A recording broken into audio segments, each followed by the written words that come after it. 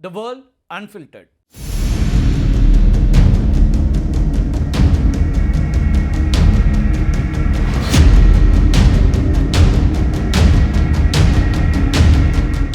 Iran மீதான அமெரிக்காவுடைய operation Epic ஃபியூரியும் இஸ்ரேலுடைய ஆபரேஷன் ரோரிங் லைனும் தொடங்கி ஒரு மாதம் முடிஞ்சிருக்குது. கடந்த மாதம் 28ஆம் தேதி அதிகாலையிலேயே அமெரிக்க மற்றும் இஸ்ரேல் போர் விமானங்கள் ஈரான் மீது குண்டு மழை பெய்ய தொடங்கின. 2003ஆம் ஆண்டில் ஈராக் மீது நடத்திய தாக்குதலை விட 2 மடங்கு வீரியமானது அப்படின்னு அமெரிக்காவுடைய பென்டகன் இந்த தாக்குதலை பற்றி சொன்னாங்க. இதற்கு ஏற்றார் போல யாருமே எதிர்பாராத வகையில் முதல் நாளிலேயே ஈரானுடைய உச்ச தலைவரும் ஷியா பிரிவு முஸ்லிம்களுடைய தலைவருமான அயதுல்லா அலி கமேனி கொல்லப்பட்டார். அவரோடு சேர்த்து முக்கிய தளபதிகளான அப்துல் ரஹீம் முசாவி, முகமது பபூர், அலி ஷம்ஹானி இப்படின்னு பலரும் கொல்லப்பட்டாங்க. இதற்கு ஈரான் அதிவிரைவிலேயே பதிலடியும் கொடுத்துச்சு. இஸ்ரேல் மீதும் வளைகுடா நாடுகளில் இருக்கக்கூடிய அமெரிக்க படைத்தளங்கள் மீதும் நூற்றுக்கணக்கான ட்ரோன்களையும் ஏவுகணைகளையும் வீசி தாக்குதல் நடத்துச்சு ஈரான். இதில் கத்தாருடைய ராஸ் லஃபான், சவுதியினுடைய அரம்கோ, ராஸ் தனூரா, யான்பு சுத்திகரிப்பு நிலையம், ஷைஃபா ஆயில் ஃபீல்டு, இந்த மாதிரி பல இடங்கள் கடுமையாக பாதிக்கப்பட்டு எண்ணெய் அதே போல் எரிவாயு விநியோகம் ஸ்தம்பிச்சுது.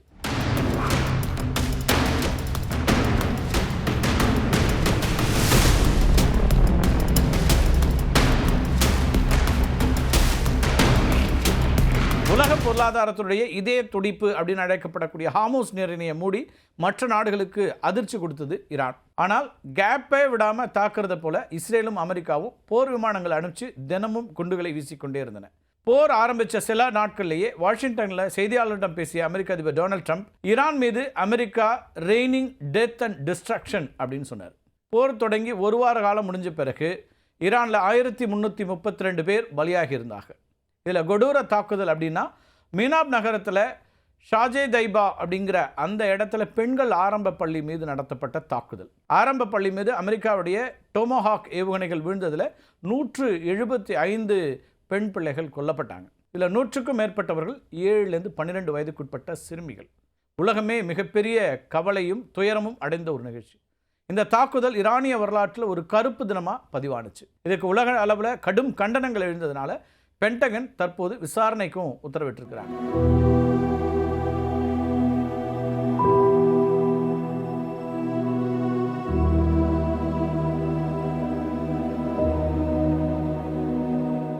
அமெரிக்காவும் இஸ்ரேலும் இணைந்து நடத்திய தாக்குதலில் ஈரானுடைய இராணுவ தளபதிகள், அணு விஞ்ஞானிகள், உச்ச தலைவருடைய ஆலோசகர்கள், பாதுகாப்பு செயலாளர்கள், அமைச்சர்கள் அப்படின்னு 50க்கும் மேற்பட்ட அதிமுக்கியஸ்தர்கள் கொல்லப்பட்டாங்க. இதனை டீகேபிட்டேஷன் ஸ்ட்ராட்டஜி அப்படின்னு சொல்லுது அமெரிக்கா. ஒரு நாட்டோட இராணுவம் அல்லது அரசாங்கத்தினோட செயல்பாட்டை முடக்கணும்னா அதன் மிக உயரிய மட்டத்தில் இருக்கக்கூடிய தலைவர்களையும் தகவல் தொடர்பு மையங்களையும் குறிவச்சு அழிக்கிறது தான் இந்த உத்தியினுடைய நோக்கம். அமெரிக்காவுடைய இந்த டீகேபிட்டேஷன் ஸ்ட்ராட்டஜி இருக்கு இல்லையா, இது ஈரானுடைய இராணுவ திறனை 70% வரைக்கும் காயப்படுத்துச்சு அப்படின்னு சொல்லலாம். ஆனால் அந்த நாட்டை முழுமையாக அடிபணிய வைக்க தவறிவிட்டது அப்படின்னு தான் அமெரிக்க தரப்புலேருந்து பார்க்குறாங்க. இதற்கு பிறகும் ஈரான் இவ்வாறு தாக்குப்பிடிக்கிறது அப்படிங்கிறது தான் தற்கால போர் வரலாற்றில் ஒரு முக்கியமான ஆய்வாகவே மாறி இருக்கிறது. பிப்ரவரி 28 அன்று நடந்த முதல் கட்ட தாக்குதலையே ஈரானுடைய உச்ச தலைவர் அலி கமேனி கொல்லப்படுறாரு. ஆனாலும் ஈரான் தன்னுடைய அதிகார படிநிலையை உடனடியாக சீரமைச்சிச்சு. பொதுவாக ஒரு நாட்டுடைய தலைமை வீழ்ந்தது அப்படின்னா உடனடியாக அங்கே ஒரு ஆட்சி மாற்றத்தை உண்டாக்குவாங்க, வேறு வேறு நிகழ்வுகள்லாம் நடக்கும். ஆனால் ஈரானில் அப்படி நடக்கலை. அலி கமேனியுடைய மகன் மொஜபா கமேனி புதிய உச்ச தலைவராக பொறுப்பேற்று இராணுவ கட்டுப்பாட்டை தக்க வைத்து கொண்டார். ஈரானில் புரட்சிகர பாதுகாப்பு படை ஒரு மைய அமைப்பாக இல்லாமல் பல சிறிய பிரிவுகளாக பிரிஞ்சு செயல்படுறதுனால தலைமையகம் அழிந்தாலும் மற்ற பிரிவுகள் தொடர்ந்து போரிடக்கூடிய திறனை பெற்றிருக்கின்றன.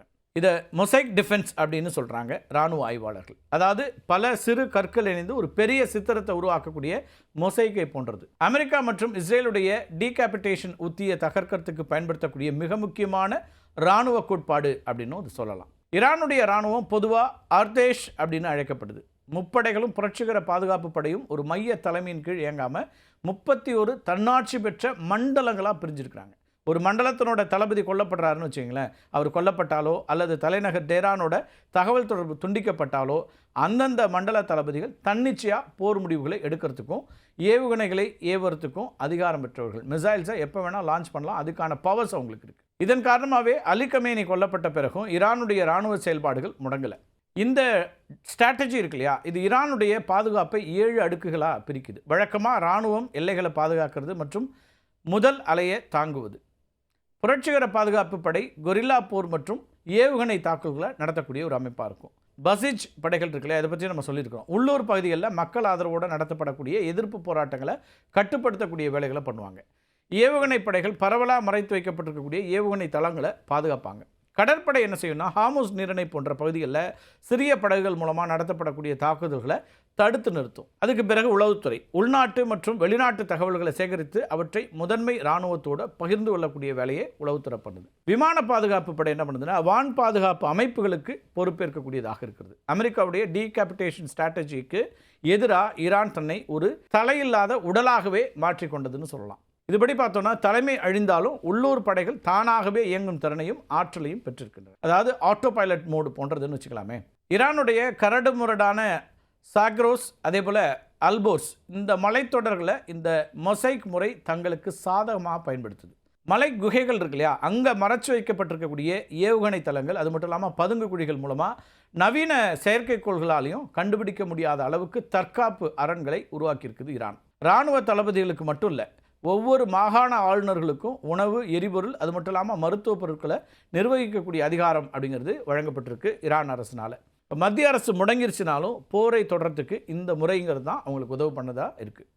இந்த மொசைக் முறையால் தான் ஒரு மாத கால கடுமையான வான்வழி தாக்குதலுக்கு பிறகு ஈரான் இன்னும் ஒரு தோற்கடிக்கப்படாத ஒரு நாடாக சர்வதேச அரங்கத்தில் நீடிக்கக்கூடியதை பார்க்குறோம். உலக எண்ணெய் வர்த்தகத்தில் உயிர்நாடியாக இருக்கக்கூடிய ஹார்முஸ் நீரிணையை ஈரான் தன்னுடைய கட்டுப்பாட்டில் வைத்து கொண்டதும் பெரும் போர் உத்தியாக பார்க்கப்படுது. தனக்கு ஆதரவான நாடுகளுடைய உதாரணமாக எடுத்துக்கிட்டிங்கன்னா இந்தியா, சீனா கப்பல்களுக்கு மட்டும் பாதுகாப்பு கொடுக்கறது ஈரான்.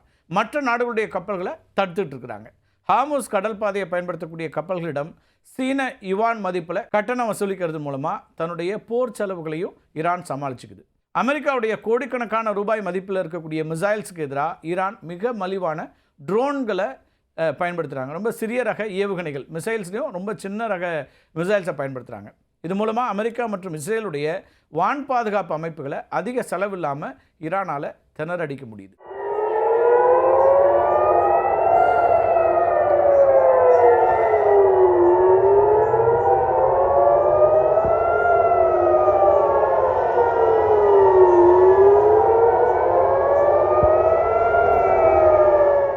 ஈரான் நேரடியாக போரிடுறது மட்டும் இல்லாமல் லெபனானில் இருக்கக்கூடிய ஹிஸ்புல்லா, அதேபோல் ஏமனில் இருக்கக்கூடிய ஹூதிகள், இவங்க மூலமாகவும் இஸ்ரேலை நெருக்கடிக்கு உள்ளாக்குற அந்த ஸ்ட்ராட்டஜியும் வச்சுருக்கிறாங்க. லெபனான் எல்லையில் இஸ்ரேல் தன்னுடைய பெரும் படையை குவிக்க வேண்டிய கட்டாயத்துக்கு தள்ளப்படுது. ஈரான் ஆதரவை பெற்ற ஹூதிகள் இருக்காங்களா, இவங்க ஒரு ஆயுத குழுக்கள். இவங்க செங்கடல் பகுதியில் தாக்குதல்களை தீவிரப்படுத்தி சர்வதேச வணிகத்தை தொடர்ந்து அச்சுறுத்திட்டு இருக்கிறாங்க. ஆனாலும் இந்த போர் நவீன வரலாற்றில் பொதுமக்கள் சந்தித்திராத மிக கடுமையான மனிதாபிமான நெருக்கடியை ஏற்படுத்தியிருக்கிட்டே சொல்லணும். இராணுவ இலக்குகளை தாண்டி எளிய மக்களுடைய அன்றாட வாழ்க்கை சதஞ்சு போயிருக்கு. ஈரானில் வான்வழி தாக்குதல்கள், அது மட்டும் இல்லாமல் பொருளாதார தடைகள் பொதுமக்களை கடுமையாக பாதிச்சிருக்கு. டெஹ்ரான், இஸ்ஃபஹான் போன்ற முக்கியமான நகரங்களில் மின்சாரம் மற்றும் குடிநீர் விநியோகம் 70% துண்டிக்கப்பட்டிருக்கு.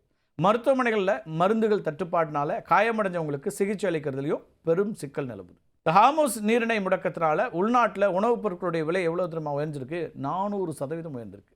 சாதாரண மக்கள் ஒரு வேளை உணவுக்கு திண்டாடக்கூடிய நிலைமை உருவாயிருக்கு. தெற்கு லெபனான், அதேபோல் பெய்ரூட் நகரங்கள் இஸ்ரேலின் தரைவழி மற்றும் வான்வழி தாக்குதல்களால் நிலகுலைஞ்சு போயிருக்கின்றன. தெற்கு லெபனானிலிருந்து சுமார் 12 லட்சம் மக்கள் தங்களுடைய வீடுகளை விட்டுட்டு வெளியேறி நாட்டின் வடக்கு பகுதிக்கும் சிரிய எல்லைக்கும் அகதிகளாக போயிருக்காங்க. சிரியா நாடு இருக்கு இல்லையா, அந்த எல்லைக்கு அகதிகளாக போயிருக்கிறாங்க. பெய்ரூட் சர்வதேச விமான நிலையம், அது மட்டும் இல்லாமல் முக்கியமான பாலங்கள்லாம் தகர்க்கப்பட்டதுனால வெளிநாடுகளிலிருந்து வரக்கூடிய மனிதாபிமான உதவிகளும் மக்களை சென்றடைய முடியல. ஹிஸ்புல்லா அமைப்பினரை தேடி இஸ்ரேல் நடத்தக்கூடிய துல்லிய தாக்குதல்களில் மக்கள் வசிக்கக்கூடிய அடுக்குமாடி குடியிருப்புகள் இடிந்து விழுந்து நூற்றுக்கணக்கான பொதுமக்கள் இடிபாடுகளில் சிக்கி உயிரிழக்கக்கூடிய ஒரு சூழல். இஸ்ரேல் மக்கள் முன்னெப்போதும் இல்லாத அளவுக்கு ஏவுகணை அச்சுறுத்தலுக்கு உள்ளாகி இருக்கிறாங்க. இன்னொரு பக்கத்தில்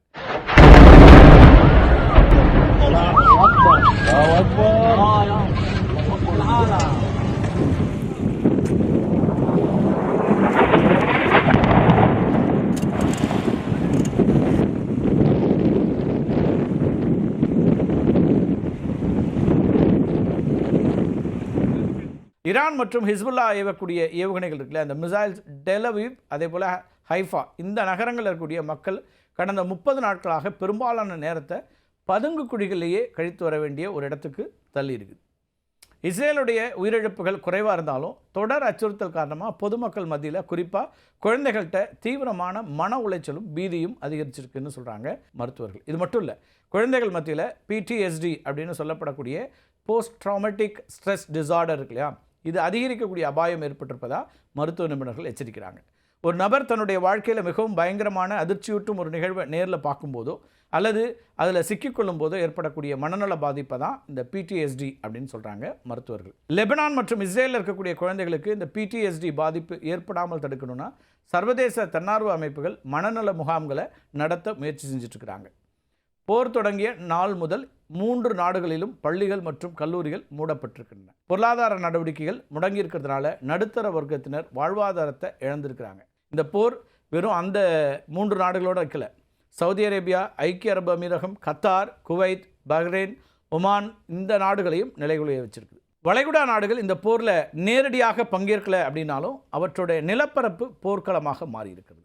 வளைகுடா நாடுகள் இருக்கக்கூடிய அமெரிக்க இராணுவ தளங்களை குறிவச்சு ஈரான் மிசைல்ஸை லான்ச் பண்ணிக்கிட்டே இருக்கிறாங்க. இதில் உள்நாட்டு கட்டமைப்புகளும் கடுமையாக சேதமடையுது. ஈரான் மற்றும் இஸ்ரேல் ஏவக்கூடிய ஏவுகணைகள் ஜோர்டான் மற்றும் சவுதி அரேபியாவினுடைய வான்வெளி வழியாக செல்றதுனால அந்த நாடுகள் எப்போதுமே ஒரு போர் அச்சத்திலேயே இருக்க வேண்டிய சூழல் ஏற்பட்டிருக்கு. இந்த ஹார்மோஸ் நீரிணை முடக்கம் இருக்கு இல்லையா, இது என்ன பண்ணியிருக்குன்னா வளைகுடா நாடுகளுடைய வருமானத்திற்கு ஆதாரமாக இருக்கக்கூடிய எண்ணெய் ஏற்றுமதியை கடுமையாக பாதிச்சிருக்குது.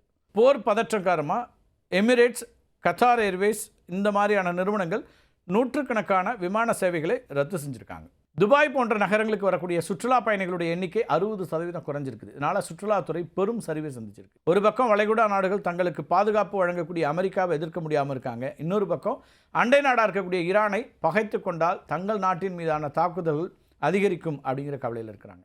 அதனால் சவுதி அரேபியா அண்ட் ஒமான் இந்த மாதிரியான நாடுகள் என்ன பண்ணுறாங்கன்னா தீவிரமான அமைதி பேச்சுவார்த்தைகளில் ஈடுபட்டு இருக்கிறாங்க. வலியும் கண்ணீருமே இந்த போரின் உண்மையான விளைச்சல். இனிவரும் காலங்களில் ஆயுதங்கள் பேசக்கூடிய மொழியை விட அமைதி பேசும் மனிதாபிமானமே உலகை காக்க வல்லது அப்படிங்கிறத புரிந்து கொள்வது தான் இந்த 1 மாத போர் கற்றுத்தந்திருக்கக்கூடிய கசப்பான பாடம். மீண்டும் ஒரு காணொலியை சந்திக்கலாம் நண்பர்களே. நன்றி, வணக்கம்.